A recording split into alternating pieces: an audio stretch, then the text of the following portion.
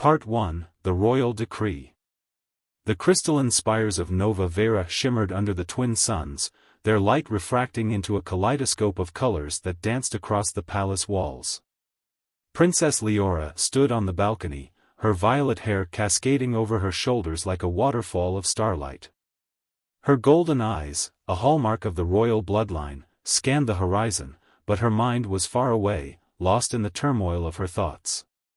"Your Highness," a soft voice called from behind her. Leora turned to see her handmaiden, Zanara, bowing deeply. "Your father requests your presence in the throne room." Leora's heart sank. She had been dreading this moment for weeks. The rumors had been swirling through the palace like a storm, rumors of an alliance, of a marriage, of a future she had never wanted. With a deep breath, she straightened her gown, the fabric woven from threads of pure starlight, and followed Zanara through the grand halls of the palace. The throne room was a sight to behold, its walls adorned with shimmering crystals that pulsed with an inner light. King Zorith sat upon the throne, his iridescent skin glowing with the power of his station.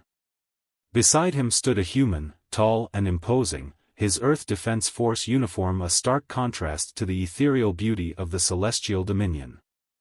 "Leora," King Zorith's voice boomed, filling the room with its resonance. "Come forward." Leora approached, her steps measured, her head held high.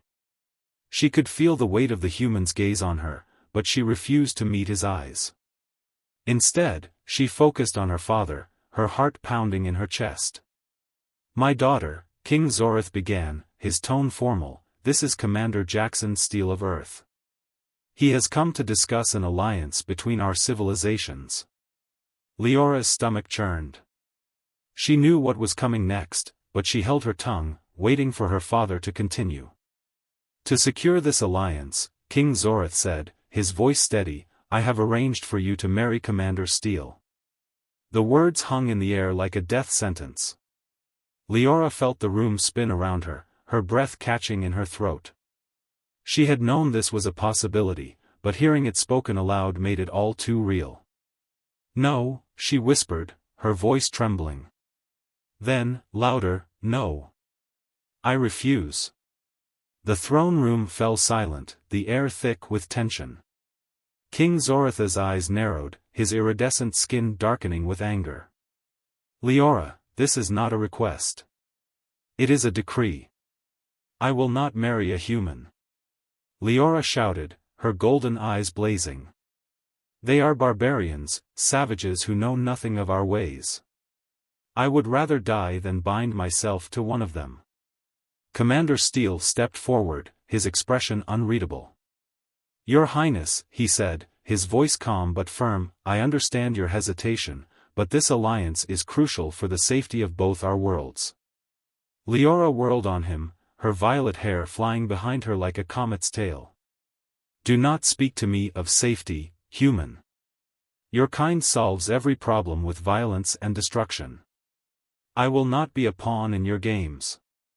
King Zorith rose from his throne, his presence commanding.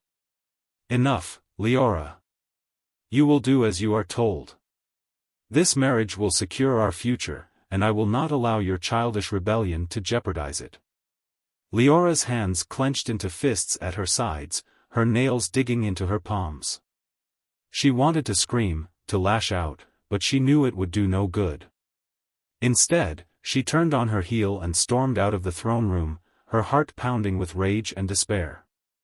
As she fled through the palace corridors, her mind raced. She could not, would not, marry a human. But how could she defy her father, the king? The weight of her crown pressed down on her, a constant reminder of her duty. But beneath that weight, a spark of rebellion burned, growing stronger with every step. She would find a way to escape this fate, no matter the cost. Even if it meant defying her father, her kingdom, and the very stars themselves. Part 2, The Betrayal. The palace was in chaos. Alarms blared, their shrill tones echoing through the crystalline halls. Leora ran, her heart pounding in her chest, her violet hair streaming behind her like a banner of defiance.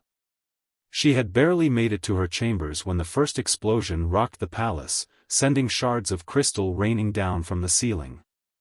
"Your Highness!" Zanara burst into the room, her face pale with fear. "We must go. The palace is under attack." Leora's mind raced. Who would dare attack the celestial dominion?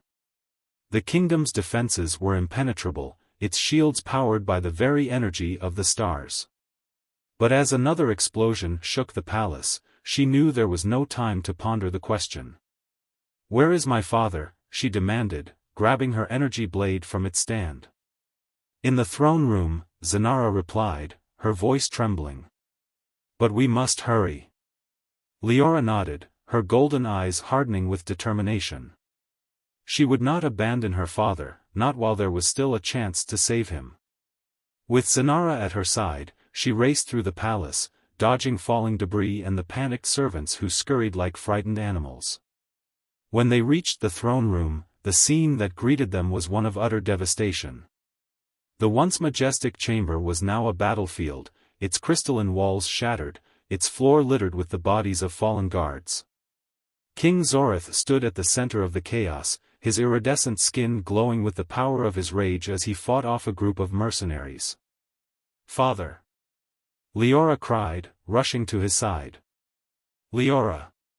King Zorith's voice was strained, his movements slowing as he deflected another attack. "You must go. This is not your fight. I will not leave you." Leora shouted, activating her energy blade. The weapon hummed to life, its golden light casting a warm glow over the battlefield. With a fierce cry, she joined the fray, her movements graceful yet deadly as she cut down her enemies with precision. But even as she fought, she could see that they were outnumbered. The mercenaries were well-armed and well-trained, their plasma rifles cutting through the palace guards like a scythe through wheat. And then, amidst the chaos, she saw him, Commander Jackson Steele, his Earth Defense Force uniform now stained with blood as he fought alongside her father. "What are you doing here?" she demanded, her golden eyes narrowing with suspicion. "Trying to save your kingdom," Jackson replied, his voice tight with exertion. "Now would you rather argue, or fight?" Leora wanted to retort, but another wave of mercenaries surged forward, forcing her to focus on the battle. She fought with everything she had, her energy blade a blur of golden light as she cut through her enemies. But even as she fought, she could feel the tide turning against them. And then, it happened. A plasma bolt struck King Zorith, his iridescent skin dimming as he fell to the ground. Leora's scream echoed through the throne room, her heart shattering as she watched her father's life slip away. "No," she cried, rushing to his side. But it was too late. King Zorith's eyes, once filled with the light of the stars, were now dim and lifeless. Jackson grabbed her arm, pulling her to her feet. "We need to go, now." Leora wanted to fight, to stay and avenge her father, but she knew he was right. The palace was lost, and if they stayed, they would die. With a final, anguished look at her father's body, she allowed Jackson to pull her away, her heart heavy with grief and rage. As they fled the throne room, Leora's mind raced. Who had betrayed them? Who had the power to bring down the palace's defenses and launch such a coordinated attack? The answer came to her in a flash of clarity, and her golden eyes burned with fury. Her uncle, Lord Valen, had always been ambitious. He had never hidden his disdain for her father's rule, his belief that the celestial dominion should be stronger, more aggressive. And now, it seemed, he had made his move. Leora's hands clenched into fists, her energy blade humming with power. She would not let this betrayal go unpunished. She would reclaim her kingdom, no matter the cost. But first, she had to survive. Part 3, The Escape. The palace was a maze of chaos, its once pristine corridors now filled with smoke and the acrid smell of burning crystal. Leora and Jackson moved quickly, their footsteps echoing through the empty halls as they made their way toward the hidden escape tunnels. The mercenaries were everywhere, their plasma rifles cutting through the palace guards with ruthless efficiency. "Keep moving," Jackson urged, his voice low but firm.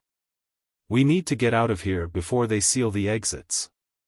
Leora nodded, her golden eyes scanning the corridor for any sign of danger.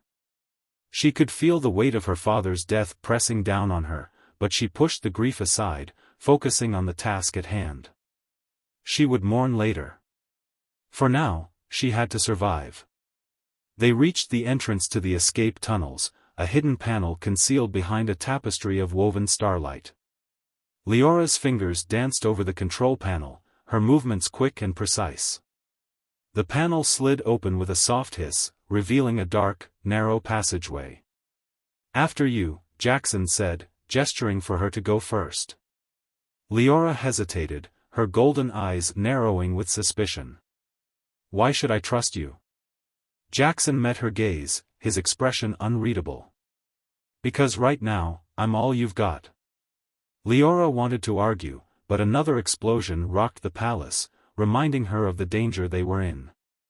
With a curt nod, she stepped into the tunnel, Jackson close behind her. The tunnel was dark and cramped, the walls lined with glowing crystals that provided just enough light to see by. Leora moved quickly, her energy blade held at the ready. She could hear the sounds of battle growing fainter behind them, but she knew they were not out of danger yet. As they made their way through the tunnel, Leora's mind raced. She had always known her uncle was ambitious, but she had never imagined he would go this far. To betray his own brother, to bring down the palace's defenses and launch a coup, it was unthinkable. And yet, it had happened. "Your uncle," Jackson said, breaking the silence. "He's behind this, isn't he?" Leora nodded, her golden eyes burning with fury. "Yes. He's always wanted the throne. I just never thought he would go this far." Jackson was silent for a moment, his expression thoughtful. "We need to get to the resistance. There are still loyalists out there who will fight for you." Leora's heart leapt at the thought.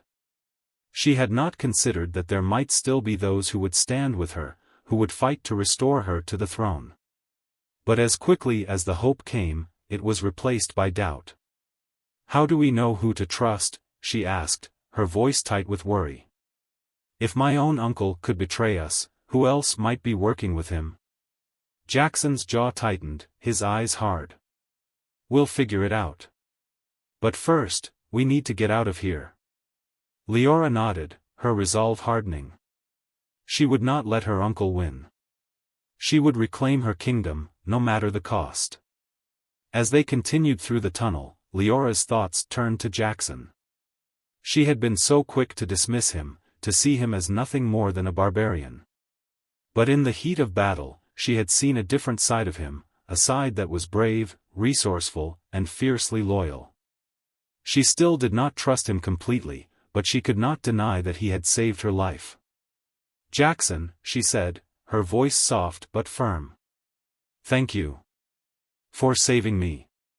Jackson glanced at her, his expression unreadable. "You're welcome. But don't think this changes anything. I still think this marriage is a terrible idea." Leora couldn't help but smile, despite the gravity of their situation. "Agreed.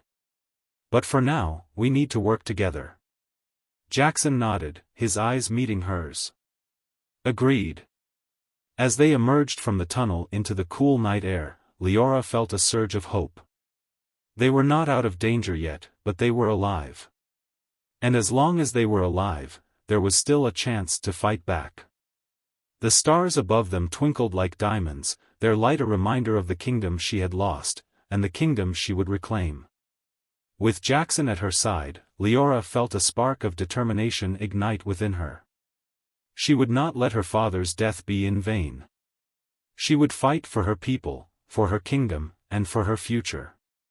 And she would not stop until her uncle's betrayal was avenged. Part 4, The Resistance. The forest was alive with the sounds of the night, the chirping of insects, the rustling of leaves, the distant hoot of an owl. Leora and Jackson moved quickly and quietly through the underbrush, their senses on high alert. They had been traveling for hours, putting as much distance between themselves and the palace as possible. But even in the relative safety of the forest, Leora could not shake the feeling that they were being watched. "We need to find shelter," Jackson said, his voice low. "We can't keep moving like this forever." Leora nodded, her golden eyes scanning the darkness. She knew he was right, but the thought of stopping made her uneasy. Every moment they spent in one place was a moment their enemies could use to catch up to them. As they crested a hill, Leora's eyes fell on a small, secluded cabin nestled in a clearing. The sight of it sent a shiver down her spine. It was too perfect, too convenient. But with no other options in sight, she knew they had no choice. "Stay here," Jackson said, his hand resting on the hilt of his weapon. "I'll check it out." Leora wanted to argue, but she knew better than to question his instincts. She watched as he approached the cabin, his movements silent and deliberate. After a few tense moments, he signaled for her to join him. The cabin was small but well-maintained, its interior warm and inviting. A fire crackled in the hearth, casting a soft glow over the room. Leora's eyes fell on a figure seated by the fire, their face hidden in shadow. "Who are you?" Jackson demanded, his weapon at the ready. The figure rose slowly, their movements graceful and deliberate. As they stepped into the light, Leora's breath caught in her throat. It was a woman, her skin a deep, shimmering blue, her eyes a piercing silver. She was dressed in simple robes, but there was an air of authority about her that commanded respect. "My name is Kalara," the woman said, her voice calm and melodic. "And I have been expecting you." Leora's golden eyes narrowed with suspicion. "Expecting us? How?" Kalara smiled, her silver eyes glinting with amusement. "The stars have whispered your names to me, Princess Leora. They have told me of your plight, of the betrayal that has driven you from your home." Leora exchanged a glance with Jackson, her mind racing. She did not know whether to trust this woman, but something in her voice, in her presence, made her want to believe. "What do you want from us?" Jackson asked, his voice tight with suspicion. Kalara's smile faded, her expression turning serious. "I want to help you. There are others, like me, who have not forgotten their loyalty to the crown. We are the resistance, and we have been waiting for you." Leora's heart leapt at the words. She had not dared to hope that there might still be those who would fight for her, who would stand against her uncle's tyranny. But as she looked into Kalara's silver eyes, she felt a spark of hope ignite within her. "Tell us more," she said, her voice firm. "Tell us everything." Kalara nodded, gesturing for them to sit. As they gathered around the fire, she began to speak, her voice weaving a tale of betrayal, of loyalty, and of a secret weapon that could turn the tide of the war. Leora listened intently, her mind racing with possibilities. She did not know what the future held, but for the first time since her father's death, she felt a glimmer of hope. With Kalara and the resistance at her side, she knew she had a chance to reclaim her kingdom. And she would not stop until her uncle's betrayal was avenged.